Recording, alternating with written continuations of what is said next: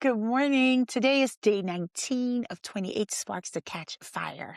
My name is Viola, and this is Viola Ignites. I'm so glad you're joining me. Today, we're discussing the mouth gate, and we're going to stay on this topic today and tomorrow. 2 whole days for this particular gate because it's that important. So let's dive in. I want to ask you a question, starting off by just asking you this question. Do your words matter? Do you think your words matter? And then the next question that I had for you was, how do you use your mouth? How are you using your mouth on a daily basis? Do you use your mouth primarily to describe reality, or do you use your mouth to construct reality? If you're spending most of your words reporting what is happening, and you're spending none of your words constructing what should be happening, then I think you're missing out on a key piece of the building tools that we all have as human beings. So let's start off by laying some foundation. What is the difference in your mind between a parrot that repeats words and you? So if a parrot were to say, I love you, in the most perfect pitch, the most perfect intonation, sounded so human, is there going to be a difference between what that parrot was able to say and what you say when you say, I love you? What is that difference? Speaking the same words, right? The same sound waves, identical, okay? And I think the difference between a parrot saying the words, I love you, and you saying the words, I love you, is that the parrot does not have a human spirit. You have a human spirit. And the human spirit is created in the likeness of God. So we are able to create through our words, and a parrot is not able to create through its words because a parrot does not have a human spirit. We are able to build something that didn't exist before because we have a human spirit, and a parrot is never able to build something through its words because it doesn't have a human spirit. So a big distinguishing factor in terms of words being able to create is that is something that is given to the human spirit. All right, let's go a little deeper. What is different is that nobody but a human being can create with your words. Your words are animated by spirit. And so your words have an impact, have a weight, a density, and are able to do things. You are able through your speech to produce a new element into reality that was not there before you opened your mouth. So if the only things you're doing with your words is reporting reality, you're cheating yourself. You're cheating and shortchanging yourself tremendously. In Genesis 1, before there was anything visible, there was God. And what did God do to bring about order, to bring about light, to bring about life? He spoke. And the scripture says, and God said, let there be light, and there was light. And throughout Genesis 1, we see that pattern. And God said, and it happened. And God said, and God said. He spoke.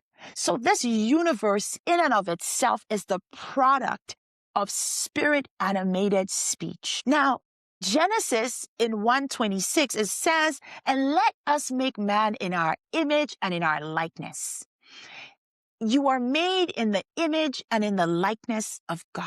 And you're made in the image and the likeness of a God who is a speaking, creative, and causative God, which means that your capacity for spirit-animated creative speech It's something that is your inheritance. It is part of your DNA.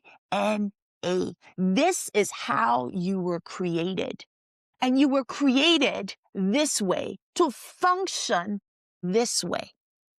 Second point, and I'm hoping that this point is actually practical. Sound is not neutral.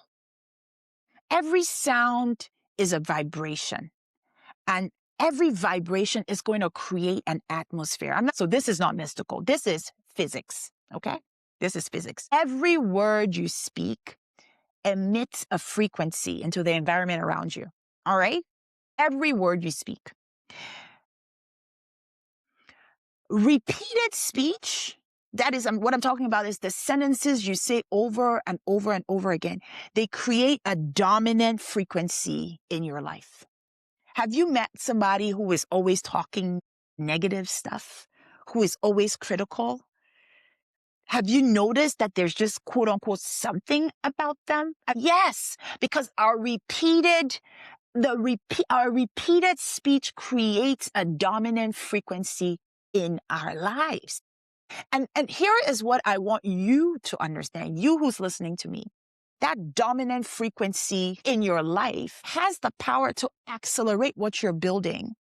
Let's use an airplane. It has the power to accelerate what you're building or to create drag that will keep you stuck. Okay? So kind of think of your life like a runway, okay? Think of your calling like a plane, like an airplane, okay? And then think of your mouth. Your mouth is setting, through your words, is setting the atmospheric conditions on that runway, okay?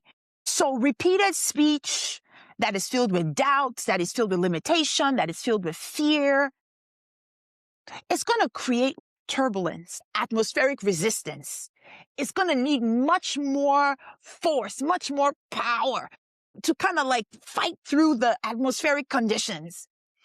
Because the atmospheric resistance has an effect, a physical effect on that aircraft. So repeated intentional speech that is filled with vision, that is filled with possibility, that is filled with faith, it produces a different kind of atmospheric condition for this plane that is taking off, right? It produces lift. It produces momentum. It produces atmospheric acceleration. And so that same plane is able to take off faster with much less resistance because the environment is optimized for the plane to actually take off. Think about that, because your mouth is producing the atmospheric environment for that plane to take off. So you're not just talking, you're setting the vibrational frequency for your life, one sentence at a time. And I know that we all know this scripture, that the tongue has the power of life and death. That scripture says the power of life and death. Those categories are so extreme. You know, they're like the fundamental directions that everything moves in. Life, growth, expansion, okay? Acceleration, momentum, death, decay, constriction, stagnation, drag.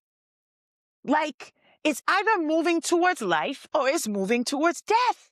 And it says that our tongues have the power to move towards life or to move towards death. That is massive. Now, here is the comfort. It starts with understanding that repeated speech is not casual. And so we must take inventory. What are the dominant words that I'm speaking? Are they intentional? Okay, this is the third and the final point for our foundation today. The third and the final point is that I think most of us spend the majority of our speech speaking reactively. We know ourselves. Something happens, we respond. I feel something, I say it, and I better have the last word. we switch into reactive speech without thinking, right? But here's what I want you to understand as the big third foundational point. Reactive speech is not, it's not creative speech. Reactive speech is not expansion speech, is not growth speech, it's not momentum speech, it's not acceleration speech. It just is not. Reactive speech is reporting, is describing. It's not building. And if the majority of your language is reactive speech, you're reacting to the news, you're reacting to something that you saw on social media, you're reacting to something your spouse or your kid said, you're reacting to your sister didn't do X, Y, and Z, you're reacting to your boss doesn't understand this, that, and the other. If the majority of your speech is reactive speech, here is what I want you to note. You are not building. You are not creating towards life. And I think it's a sobering thought because I think most of us live in the realm of reactive speech. Reactive speech is only going to be describing what is. If your mouth is spending 90% of its words describing what already is, you're not using your most powerful creative tool to reinforce, pull you towards your calling, towards your purpose. You're not. You're spending most of your time describing what already is, your current conditions, your current circumstances, your current limitations. And that is not wisdom. That is not wisdom. James 3:2, he says it so plainly. He says, the tongue is small, but it sets the direction of your entire life. This tongue, very small, but it's setting the direction of your entire life. And he gives us the example of a bit in a horse's mouth. That small little metal thing, I mean, it's almost nothing, it's tiny, controls this 1,000-pound animal. It controls where this 1,000-pound animal goes. All right? He talks about the rudder on a ship, tiny little thing. And he says it determines the direction of the entire journey. And he tells us our tongues are the same. They're small, but they're directional. And whatever direction your tongue has been pointing consistently, that's the direction that your life has been traveling. That's the tool that God has built into you to partner with him in this creative process. This is a wake-up call to the awareness of the potency, of the power that you're not yet deploying deliberately. And so the only question at this point is whether or not you're ready to start using it deliberately. So the only spark that you need for today is a very simple one. Pay attention to the pattern of your speech. When you think about and talk about your life, your calling, your capacity, what are you saying most often?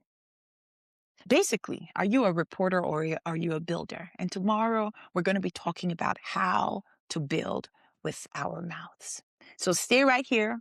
I know today has been a lot of teaching. A foundation is necessary to equip you to go do what you are fashioned and wired to do already. So tomorrow, we're going to talk about some practical tips for how you can start building with your mouth. All right, that's it for today. Thank you so much for listening. Thank you for liking. Thank you for subscribing. I got a whole ton of new subscribers. Welcome, welcome, welcome. So happy to have you here. I'll see you tomorrow. Thank you so much.